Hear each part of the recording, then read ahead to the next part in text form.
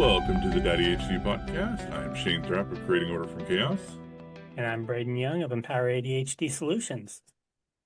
All right, so we're going to get into the weeds today, y'all. There's a question I get from a lot of parents in the various communities that I run, and usually after they've done a lot of work already on themselves, especially if they had neurodivergence. They got the diagnosis, they're in therapy or coaching, and things are really stable, more so than they've ever been. And they come to me and they say some version of, all right, now what? I think that question is one of the most important ones a neurodivergent parent can ask.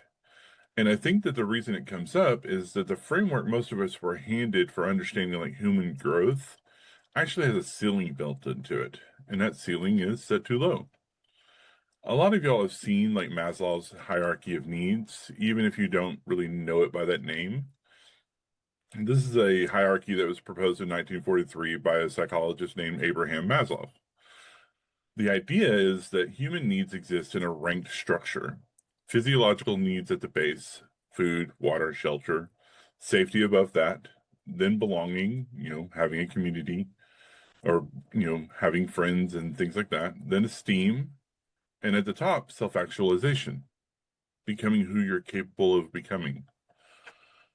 The premise of this is that you can't focus on the higher levels until the lower ones are met. You can't worry about purpose when you're starving. You can't build esteem when you don't feel safe. For a lot of neurodivergent people, that framework explains something real. Why so much of early life felt like survival mode. Why the stuff other people seem to take for granted felt honestly out of reach. But the pyramid tops out at self-actualization, individual fulfillment. And that's where Maslow leaves it. That's the finish line.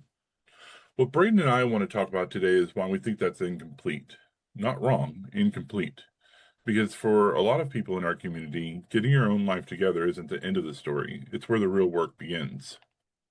Yeah, I first learned about Maslow's hierarchy of needs in therapy and also in a parenting group. At first, the Maslow's model totally made sense to me because who doesn't want to realize their full potential, right? And be the best version of themselves. I even created a whole coaching platform around it because I saw value in it. But at some point, once I really started to come into my own, I began to feel like something was missing. And all those lessons that I learned about meeting my various needs just didn't seem to stick or hit as hard. And that piece that was missing was purpose, really. I may have worked my way to self-actualization, but that was just a beginning. As a father, how could I teach these lessons to my kids, to my community, and pass the lessons on to future generations? And I think that's it. That feeling that you're describing, that like you've done the work and you've climbed the levels and all that, uh, so many people out there feel that. And I think that what a lot of us need to understand that this isn't a you problem. This isn't a personal failing. This is just kind of not knowing the framework that comes next. Because what we know seems to run out before our actual story does. And this is especially true for neurodivergent people. That limit hits different, especially since so many of us are very literal minded or very rigid thinking sometimes, because a lot of us spent years trying to get stable. And the lower levels of that hierarchy aren't really a starting point for us. They're a big chapter of what we've gone through. So many of us were really well into adulthood before we had language for what was happening in our brains, let alone the stability to start thinking about purpose. I mean, that's just the structural reality we deal with. Yeah, as I was working on myself in therapy and trying to find ways that I could effectively work my way up Maslow's pyramid, there were places that I would kind of get stuck. For instance, safety was always this really ambiguous concept for me because, being neurodivergent, did I ever really feel safe? Because, I mean, I still felt like I was always masking. I never really felt like I could be myself around people, which then, of course, made it really difficult to work through the whole belonging and connection phase. It wasn't until I started finding my people in various support groups, like the men's ADHD support group, that we talked about a few episodes ago that I started to feel like that mask could start to come off without judgment. But like I said, even as I got through it all to the point where I truly understood my worth, something still felt like it was missing. Like there should be more beyond this, and there was something bigger than just myself.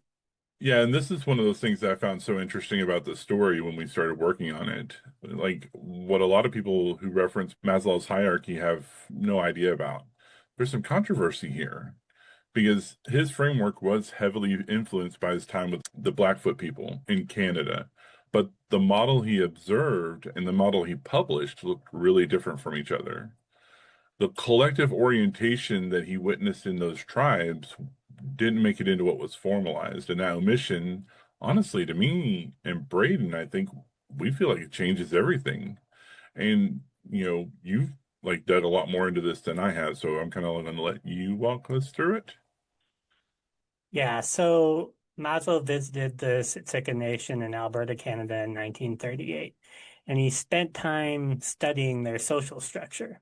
Dr. Cindy Blackstock, a Gitxsan First Nation scholar and executive director of the First Nations Child and Family Caring Society of Canada, has documented how what Maslow observed there directly shaped his thinking, and that he stripped the collective orientation out when he formalized his hierarchy. It's important for us to be accurate here, though. The three-level reframing with self-actualization at the base and community actualization in the middle and cultural perpetuity at the top is Blackstock's scholarly interpretation of the contrast between what Maslow observed and what he published. It's not codified in the Blackfoot teachings, and the teepee visual that's often used to illustrate this is a Western characterization. It's not native to the Blackfoot. In Blackfoot's framing, self-worth isn't the finish line. It's the foundation for what comes next. Once you've done the inner work, that's when you can start really showing up for people around you. And so the community and culture that you're part of can survive and carry forward something worth passing on. The top of the structure has nothing to do with you personally. And that's kind of the point. Yeah, because a lot of us have spent years feeling like we don't belong anywhere. I dealt with a lot of misdiagnosis early on. I masked to the point where I didn't really know who I was. I isolated for a long time because for me, asking for help was a weakness and being myself was a risk. I got so much negativity about those things, and I didn't have the language for what was wrong.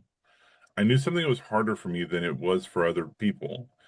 And the only story that I had was I was lazy and broken and I wasn't trying hard enough. Guys, this is not just a painful way to live. I mean, it's a structural barrier to climbing the hierarchy at all because belonging, Maslow's third level, is hard to access when you've been conditioned to believe you don't fit anywhere. And esteem is nearly impossible to build when every environment that you've been in has sent you the message that the way you're wired is the problem. And here's the thing about spending that long in that story. It doesn't just hurt you. It becomes the only model you have. You parent from that. You relate to your partner from it. You show up in the world around you from it. The isolation and the shame, they don't just stay internal. They become the water your kids are swimming in too. And that's why this hits different for neurodivergent dads specifically, because we're not just talking about personal healing. We're talking about what gets passed down. The dad who never found his people, who white knuckled his way through self actualization alone, who never had language for what he was carrying.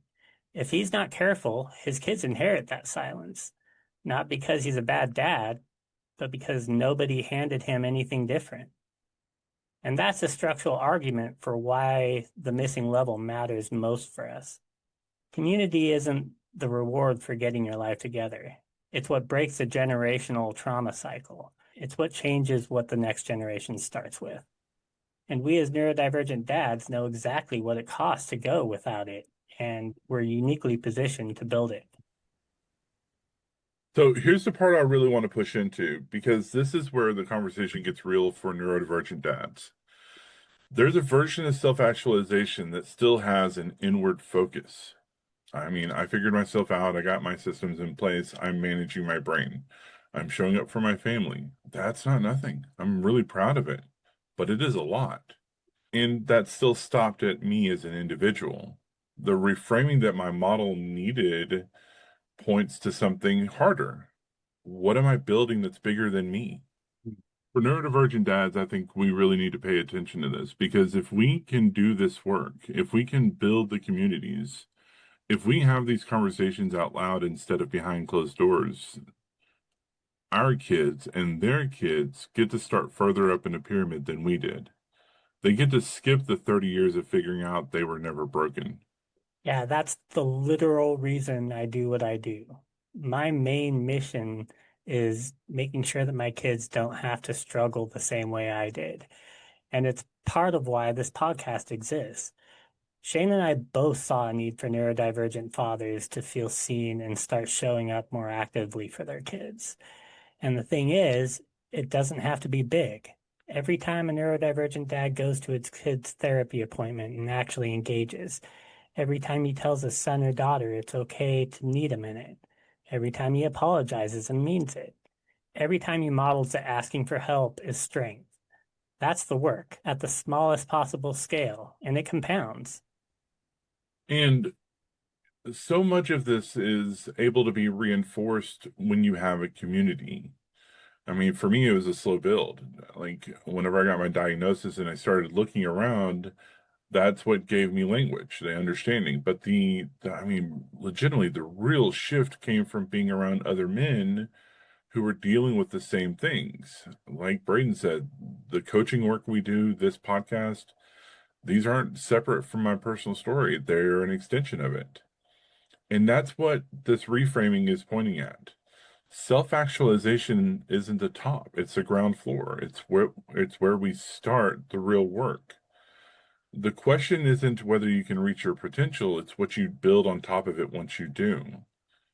And that decision is yours to make. What you've learned is worth passing forward in whatever form your life actually allows. Being there and being there for your friends, apologizing when you get it wrong and meaning it, working with your children where they're at, developing the language with them so that they understand it. I think this is the level that Maslow really left out, and it's been waiting for you this whole time.